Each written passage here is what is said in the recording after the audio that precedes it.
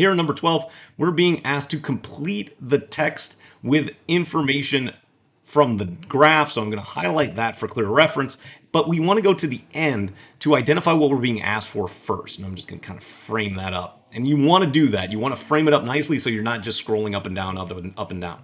So we read in the final sentence, in conjunction with the observation that resistance to PR correlates with DPTA activity but is not significantly affected by DPTB activity, data in the graph of survival rates post-AS infection suggest. So we've got to focus on survival rates post-AS infection. So I'm going to read from the top now. In a study of the evolution of DPTA and DPTB, D genes encoding antimicrobial peptides that combat pathogens and foster beneficial microbes in fruit flies.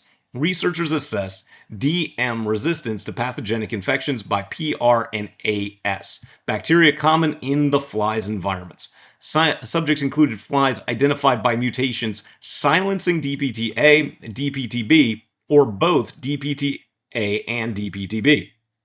So we're going to have to highlight that because that's what's happening in the chart up there.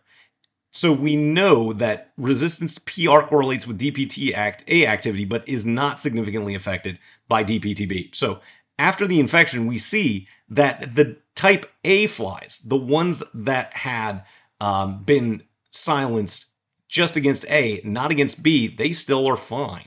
But the other two are falling off. So we need to find an answer choice that matches this information. So DPTA is the ones that are the B flies. So that's going to go away immediately. Choice B, DPTB protects against only one bacteria species, whereas DPTA protects against multiple. It is not again this difference between one versus multiple. So we can eliminate B as just misconstruing the information entirely. DPTB may have developed as a defense against a cis-array. Well, that is going to be the ones that are protected by AS, because when we turn off the B, they die. And that matches the information in the chart. So you've just got to address it very carefully. And then choice D, defense against AS is strongest. Again, no, it's strongest when we had the A silenced and kept the B. So goodbye to choice D. We'd select C and move on to our next question.